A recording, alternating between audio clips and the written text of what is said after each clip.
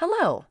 This video will show you how to use our website from A to Z. Open your web browser, then search for aocedu.lk and press enter. After the website loads, click the first time register button or the register button. Now fill out the registration form with your name and other required details. After filling the form, click the register button. Once you complete the registration, click the login button and log into your account. Now I will show you how to join a class. First, click the join class button, then select your subject and year. After that, choose your class.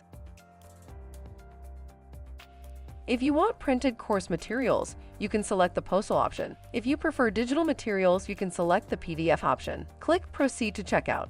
Now you can select your payment method. You can choose direct bank transfer or card payment. After selecting the payment method, click Place Order. To view your order, go to My Class and then select Orders.